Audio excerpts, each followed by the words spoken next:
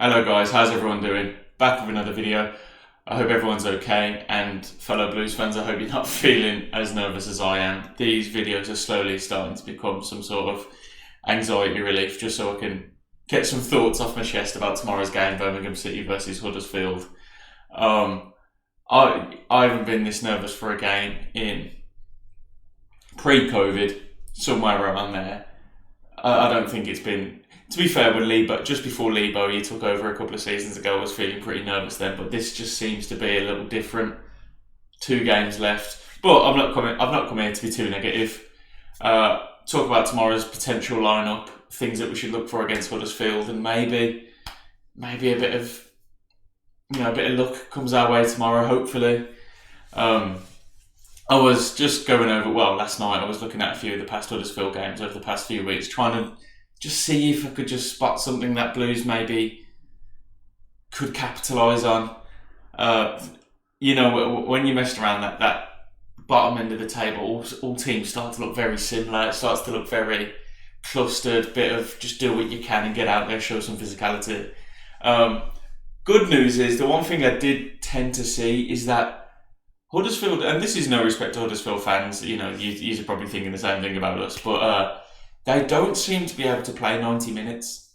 And that's one thing I can kind of say about the Blues. They do go for 90 minutes and, well, I say that, we do concede a lot, but, not recently under Gary Rowett. 4 clean sheets back-to-back, is that? Or possibly 3 clean sheets back-to-back, sorry. Huddersfield, they're a set-piece team. They seem to do well on set pieces.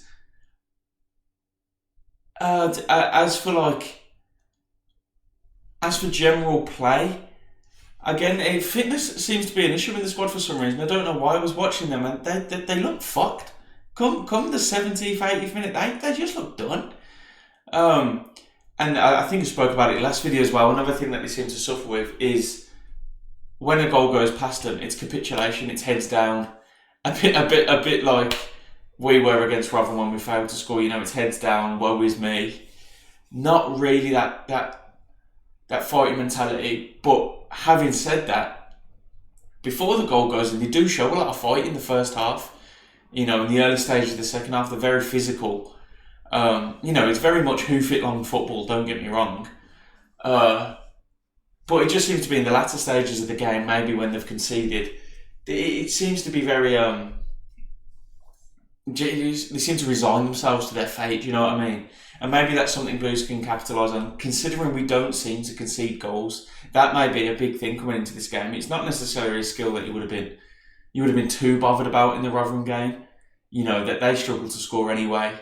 That was more a game about trying to go and get a goal, where this is a game where we definitely, neither team can lose. I'd say more pressure's on Huddersfield than it is us. I think the onus is on them to come at us. They need to win. Don't get me wrong, if we get a point, I think we're gone. I think we need to win as well. But I think we'd look at it more favourably than they would if they got a draw. I think with the other results, you leave it all in their hands then. That's something you never want to do. You want to be in control of your own destiny. I think I was looking at starting lineups, potential ones, and obviously in the reverse fixture at St Andrews, we battered them 4-1. Although I think they scored first, and I was just looking at the type of game it was, and the key player in that game for me seemed to be Dembele. You remember he scored a brilliant goal in it. I think he scored 2. I haven't gone back. And funny enough, it's one of the only games I didn't go back and check the highlights. I probably should have, thinking about it. But whether we bring Dembele back into the starting lineup, that's something I've been thinking about. But yet again, we don't get much off him defensively. If Gary Rowett can convince him to go out there and just give it his all for however many minutes, but then of course it means taking Keshi Anderson out the side, who, in my opinion, he looks good. He looks back to himself again. He looks like he kind of has a clue about what he wants to do. Bit of a game plan. He can demand off other players. Do you know what I mean? That I don't feel like there's many people in the Blues team that demand the ball. He's one of them. You see, I'm struggling today. Stansfield always wants the ball, do you know what I mean? He'll run the whole game for the ball. But in terms of a starting lineup, I thought I'd quickly run through what I think would be most effective. Obviously, it's John Ruddy in goal. the two centre backs is the one I've actually been struggling with. I'm very much in favour of Bielik. I think Bielik is our first choice centre back now. I just think that's the way it should be. Between Sanderson and Roberts, okay, hear me out. I've never been the biggest Mark Roberts fan. My dad will tell you that. For years, I've just not been a fan of him. But this season, he seems to have done something. He seems a bit more about him. I'm not saying that he hasn't got a mistake in him, because he certainly has. However, aerial threat-wise, going up the other end, I think maybe there's something there, possibly. Don't get me wrong, I think I would keep Sanderson in, just because, coming off the back of 3 clean sheets, why would you change it? You don't change what's not broken. So, okay, I've got Bielik and Sanderson here.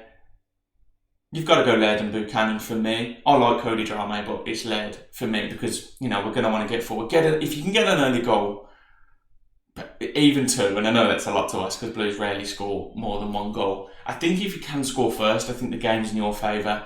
See how they react to it. I don't think they've got that in them to react. Maybe I'm wrong, and on the second last game of the season, it's essentially their last game. They're away to Ipswich after that. On current form as well. It's never going to happen, is it? And I think Ipswich still need points, so they've got something to fight for. So I think Laird gives you that attacking prowess and go forward. Hopefully there's a bit more about him this time. I know the last video I slated his passing, and I do stand by it, but I'm not saying he hasn't got the character to go on and correct them issues. I think he's an important member of the squad. Okay, this is where I've been struggling as well. In the midfield, who do you go for? I think you have to go for Sunjic. You just have to. At current form, you look at the past few games, the passion he's got, you have to have him. We've been playing the 4-2-3-1. Who do you put next to Sunjic? Because I don't really think Pakey's doing it. I would personally, this is going to be a controversial opinion, I'd go Dezal. I know Robert doesn't favour him, but I do think, as Tony Mowbray said, he's got a wand of a left foot. It opens up another half of the pitch. Do you know what I mean? I'd see where you could go with that. And if it doesn't work, you take him off at half time, bring Pake on, do what you want. But that's that. I think that's what I'd like. He'd obviously sit a bit more in front of Sunjic in the play, but on the books it'll come across as a 4-2-3-1. Okay, number 10 role. I don't think he done great against Rotherham, but I picked Tyler Roberts. If the stars align and he does put in another Coventry-like performance, and has that ability to set up Stansfield, on his day, he's nice to watch. He's got that classic number 10, can play a line breaking pass. It's just we've seldom seen it this season. That's the problem. Now left and right, I'd have Ollie, Burke and Hogan up. No, I'm joking. Don't make me laugh. I'd have Miyoshi on the right. I don't really need to explain that. I'm not even going to bother explaining that. And I'd have Anderson on the left, but again, I'm debating with that Dembele Anderson, which would work better. I'm tempted to say it's. I'll tell you why I'm struggling with it. I don't think you get as much off Dembele as you do Anderson when it comes to defence. I do feel like Anderson tracks back a lot better than Dembele. So what I was originally thinking was start Dembele, sub on Anderson later. But Anderson, for me, is no good off the bench. I've seen him come off the bench a few times and he doesn't have an impact whatsoever. But in the last stage of the game, if you've already got a win and you want to see it out, do you bother bringing on Dembele or do you keep a tired Anderson on?